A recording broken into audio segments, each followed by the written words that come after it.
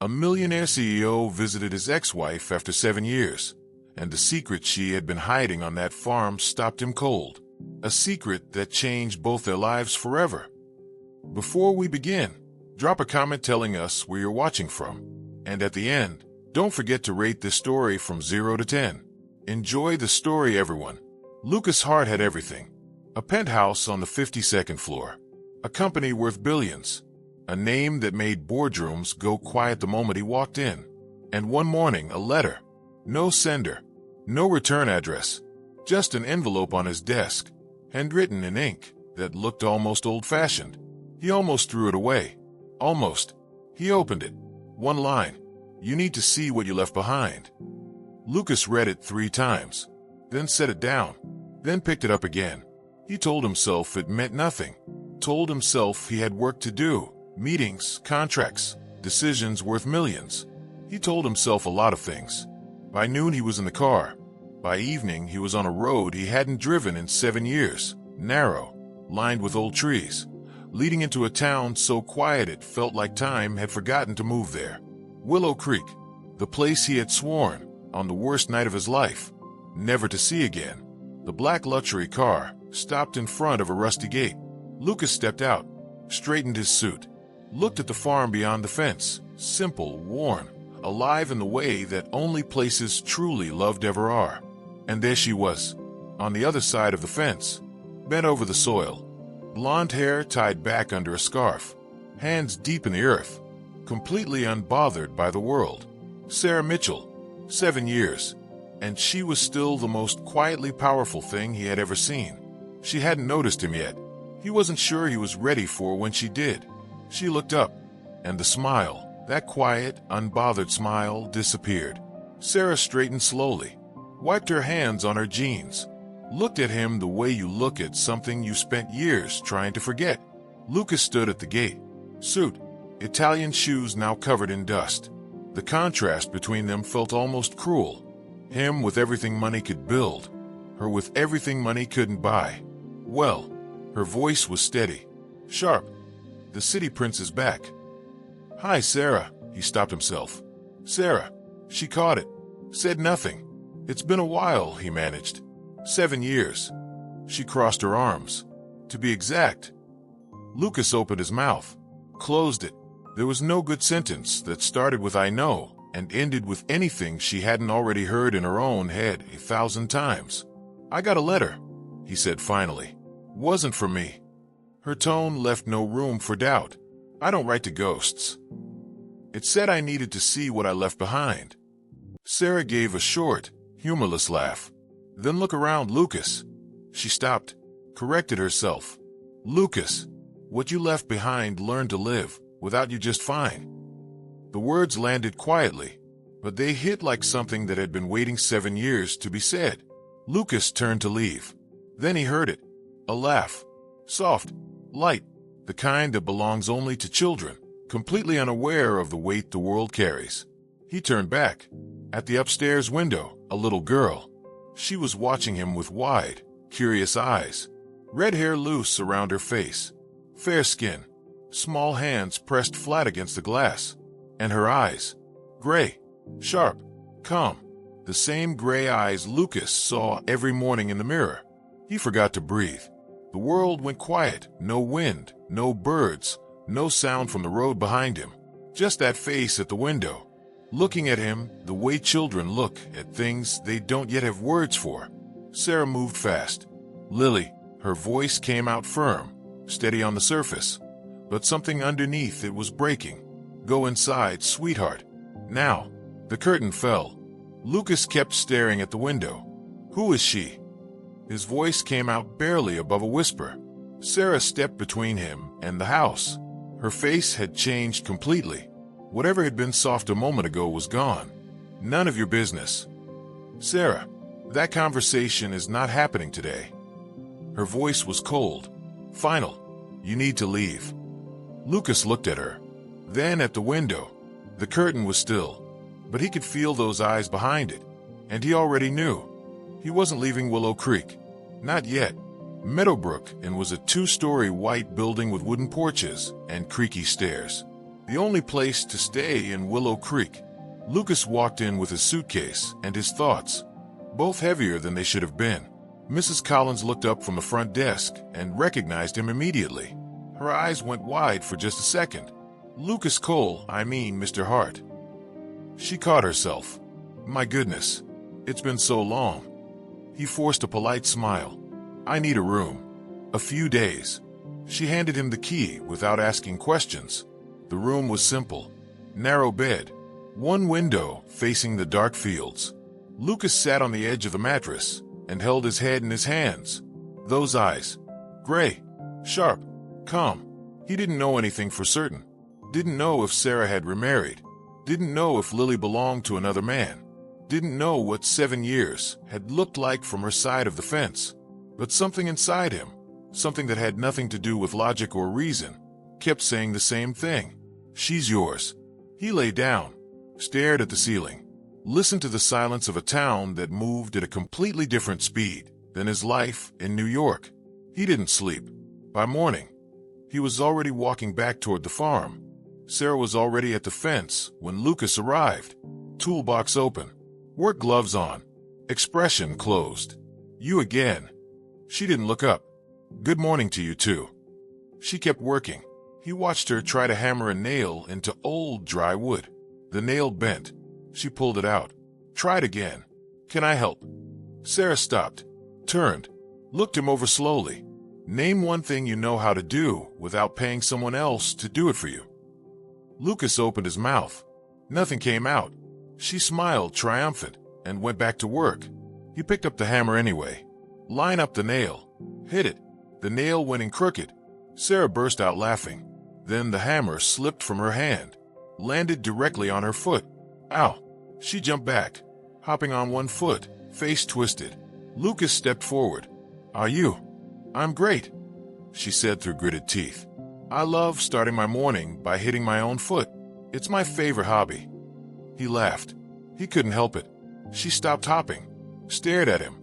Then slowly, she laughed too. For one moment, just one, the 7 years between them disappeared completely. Then Lucas said, Lily, I just want to know. Sarah's face closed like a door. We are not having this conversation. Just like that. Gone. Lucas felt ridiculous, standing behind a group of trees at the edge of someone's property, hiding, like a teenager, like someone with no better plan than this. Then he heard her, a laugh, clear and light, coming from the stream that ran along the side of the farm. He moved slowly, looked through the branches. Lily. She was crouched by the water's edge, rubber boots too big for her feet, red hair loose in the morning light, stacking small stones into careful towers, talking to herself, humming something he didn't recognize. Lucas stood completely still, his chest tightened in a way he had no words for. Then she looked up, directly at the trees, directly at him. I know someone's there. He didn't move. She put her hands on her hips, the exact same posture as her mother. I can see you. Lucas stepped out slowly. Hands up. Sorry, I didn't mean to scare you. Lily looked him over, suspicious, curious, completely unafraid. You're the man with the fancy car. He laughed. That's me. She tilted her head. Why don't you have a dad like the other kids at school? Lucas went completely still. The stream kept moving. The birds kept singing. Everything else stopped. The hallway was empty. Lily was asleep. Sarah sat down slowly, like someone carrying something too heavy for too long. Lucas waited. Yes. Her voice was quiet, final. Lily is your daughter. The words landed somewhere deep inside his chest. He opened his mouth, closed it. There's more. Sarah looked at her hands. The pregnancy, it was twins. A boy and a girl. Lucas went completely still. The delivery was difficult. Her voice stayed controlled, the way voices do when they've told themselves the story enough times to survive it. I was alone. No one came. I managed. He couldn't speak. The boy, she stopped, swallowed. He didn't make it. He died during birth. Lucas felt his knees go weak. A son. He'd had a son. I sent letters. Sarah's voice trembled for the first time. After you left. When I found out, I sent letters, Lucas. All of them came back unopened. He closed his eyes. His family's lawyers, the people who had managed everything after the divorce, his contacts, his mail, his entire life. I didn't know, he whispered. I know. Sarah looked at him, not with anger. Something worse. Exhaustion. But I went through all of it. Every single day. Completely alone. The silence that followed had no bottom. The first thunder hit at midnight. Lucas was already awake. He heard Sarah moving fast down the hallway. He opened the guest room door. She was heading for the yard, rain jacket half on. The animals, she said without stopping. He followed. The moment they stepped outside, the sky opened. Rain like a wall. Cold. Heavy. Instant. They ran to the stable first. The horses were panicking, stamping, pulling at their ropes. Sarah moved close, speaking low and steady until they calmed down. Lucas secured the doors and reinforced the locks. The chickens. Sarah was already running again. 3 were missing. Lucas searched the yard in the dark, soaked and barely able to see. Found one under a bush, one behind a barrel, one trying to shelter under the truck. He gathered all 3 and brought them back. Then lightning split the sky. It hit the barn roof directly. 1 second darkness. The next is fire. They fought it together. Buckets, hoses, rain helping from above. It took 30 minutes. When the last flame died, they collapsed in the mud beside each other. And then they laughed. The kind of laugh that only comes after surviving something together. Sarah stopped first. I loved you so much I forgot to love myself. Her voice was quiet, serious, and you still left. Lucas had nothing. No words. No defense. Only regret, sitting heavy in his chest. It started with a conversation at breakfast. 2 women at the next table. Lucas wasn't trying to listen. Did you hear about Sarah's farm? They say a construction company is trying to buy it. Big money. Aggressive offers. Lucas set down his coffee. He called Kate immediately. Is there any land acquisition project connected to our company in Willow Creek? Kate hesitated. Let me check. A pause. Yes. Rural land purchase. Approved 3 months before you took over as CEO. Authorized by Daniel Cross. Lucas closed his eyes. Daniel Cross. His former partner. The man he had replaced after a bitter corporate battle. The man who had been quietly sabotaging contracts and canceling deals from the inside. And now, using Sarah's farm as a weapon. Then Marcus Cross arrived. Daniel's cousin. Shiny suit. Empty smile. He showed up at the farm asking about purchasing the land. Calm, generous, and dangerous. Lucas connected every day. That night, his phone buzzed. Unknown number. Keep digging and you'll lose the company. And the family you think you still have. Lucas read it 3 times. Then he looked out the window, toward the distant lights of the farm. Sarah was there. Lily was there. He set the phone down and made his choice. 3 a.m. New York never really went quiet. Outside, sirens, traffic, the city that never stopped moving. Inside, Lucas at his desk, surrounded by documents, contracts, and spreadsheets that had stopped meaning anything. His phone buzzed. Voice message. Willow Creek number. He frowned. Pressed play. The voice that came through was small, sweet, slightly unsure, like someone who had practiced what to say but was still nervous about saying it. Hi, Lucas. It's Lily. He went completely still. I know you're busy in New York, but Mommy needs you. She won't say it because she's proud, but we're going to lose the farm. Lucas stopped breathing, and she's really sad. She thinks I don't notice, but I do. A small pause. If you really like Mommy, come back home. We can plan things together. I'll teach you. I'm actually really good at it. The message ended. Lucas sat there holding the phone, not moving, not thinking, just feeling the weight of a child's voice cut through 7 years of walls he had built around himself. A 6-year-old had just done what no boardroom, no crisis, and no amount of money had ever managed. She had reached him. He called Kate. Cancel everything. His voice came out steady. Certain. I'm going back. Sarah was already inside. Lucas saw her through the glass, sitting across from the bank manager, her back straight, her hands folded in her lap, the posture of someone trying very hard to stay composed while the world fell apart around them. He walked in. The manager looked up. Sarah turned. Her eyes went wide. Lucas didn't stop. He walked straight to the desk and placed the folder down, clean, flat, and deliberate. "These debts are fake," he said. "Every single one." The manager adjusted his glasses. "Mr. Hart, I'm not sure what you're—" "Forged tax records." Lucas opened the folder. "Shell companies. And these," he pointed to a specific page, "are transfers from your personal account. Payments from a network controlled by Daniel Cross." The color drained from the manager's face. Sarah sat very still. "You have one choice," Lucas said quietly. "Cancel the auction. Erase every fake debt from your system. Right now." He leaned forward slightly. "Or I hand this to federal investigators within the hour." Silence. The manager's hand shook as he typed. "Done," he said finally. "Auction canceled. Debts removed." Lucas straightened up, pulled out his checkbook, wrote a number large enough to protect the farm permanently, slid it across the desk. He turned to Sarah. She was standing beside him, speechless, eyes full of something she wasn't ready to say out loud yet. Lucas sold everything. Every share. Every right. Every piece of the company he had spent 7 years building.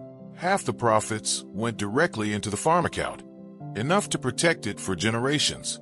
He moved to Willow Creek permanently. And then the learning began. He knocked over tomatoes, tripped on hoses, watered the wrong plants, got covered in mud so completely that Lily once told a neighbor he looked like a swamp creature. Sarah laughed. A lot. One evening at dinner, roast chicken, fresh salad, the three of them around the kitchen table. Lily looked between her mother and Lucas with the focused expression of someone who had been thinking about something for a long time. "If you like each other so much," she said seriously, "why don't you just get married already?" The table went completely silent. Sarah choked on her juice. Lucas laughed. Then he looked at Sarah, really looked at her, and stood up slowly, walked to the porch, came back with a small box, got down on one knee. "I messed everything up once," he said, his voice steady but his hands slightly shaking. "I left when I should have stayed.